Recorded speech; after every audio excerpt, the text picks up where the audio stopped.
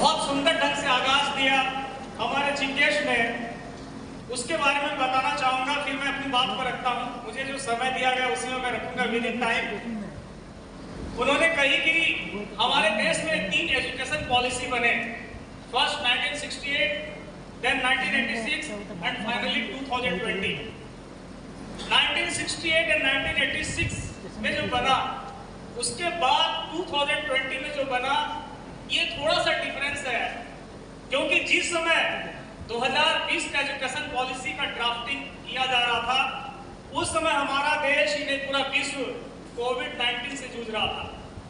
इसलिए कस्तूरी रंगन साहब की अध्यक्षता में जब ये पॉलिसी लिखी जा रही थी, उस समय उन लोगों ने इस चीज को दिमाग में रखा कि इस तरह के वैश्विक जो विपदा है, हो सकता आने वाले समय में भी हो, और इसलिए इस एजुकेशन पॉलिसी में ज्यादा से ज्यादा ब्लेंडेड एजुकेशन, जो कि हमारे एक रिसोर्स जो पर्सन थे उन्होंने कहा, मिश्रित शिक्षा पे जोर दिया गया।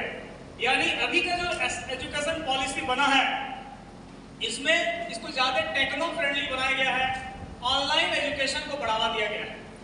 कोविड-19 के समय, यहाँ संध्या जी भी हैं, हम लोगों ने काफी मशक्कत करके तरह तरह के इनोवेटिव आइडिया को लाकर बच्चों तक एजुकेशन पहुंचा रहे थे। यहाँ हमारे बहुत सारे मित्र हैं, उन लोगों ने भी भरसक प्रयास किया, और इसलिए अभी जो G20 की बैठक हो रही है, उसमें भी इन बातों को मुख्यतः उठाया जा रहा है।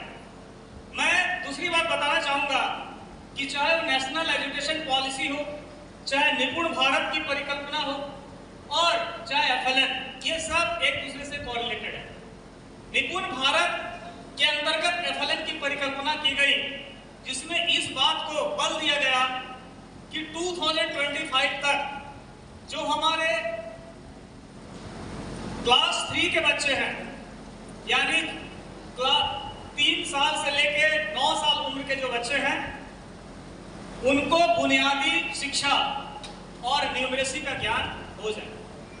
इस पर मैं थोड़ा सा फोकस डालूंगा, लेकिन उसके पहले कहना चाहूंगा मैं कि ये क्या होता है बुनियादी शिक्षा और न्यूमरेसी। हमारे रिसोर्स पर्सन ने इसको बहुत अच्छा से एक्सप्लेन किया है, और हमारे जितने शिक्षक यहाँ गवर्नमेंट स्कूल्स के, मुझे लगता है कि आप लोगों ने 4-4 दिनों का फरवरी मार्च के महीने में इसका प्रशिक्षण लिया होगा। दोनों रिसोर्स पर्सन को मैं बहुत बहुत धन्यवाद देना चाहूंगा, जिन्होंने बहुत अच्छे ढंग से प्रेजेंटेशन यहाँ दिया है, और इस चीज को अभी हम लोग इम्प्लीमेंट करने जा रहे हैं। मैं फिर एक बात कहना चाहूंगा कि हमारे जितने भी एजुकेशन पॉलिसी बने, सबसे बड़ा इंपॉर्टेंट चैलेंज होता है उसको इम्प्लीमेंट करना। अभी मैं एक शिक्षक से बात कर रहा था, उन्होंने कहा कि हमारे स्कूल में 530 बच्चे हैं और हम 3 शिक्षक हैं। एजुकेशन पॉलिसी आप बनाइए, अच्छी बात है, विश्व को देखते हुए, विश्व परिदृश्य में जो बदलाव आ रहे हैं उनको देखते हुए हमें पॉलिसी बनानी चाहिए।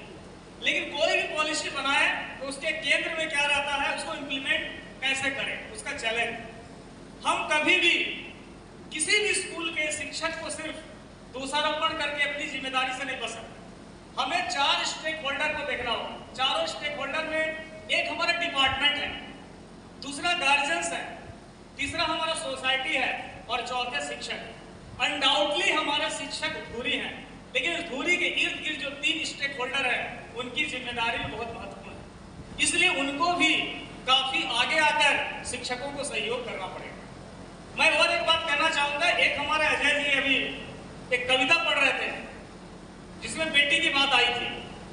मैं अपनी बात तो रखूंगा, मैं कहना चाहूंगा कि बेटियों ने पिछले दशक डिकेड में जो शानदार ढंग से उन लोगों ने जो परफॉर्म किया, इस साल ही देखिए यूपीएससी के रिजल्ट में टॉप 4 में लड़कियां, टॉप 10 में 6 लड़कियां, तो उनको जरूर बढ़ावा दीजिए।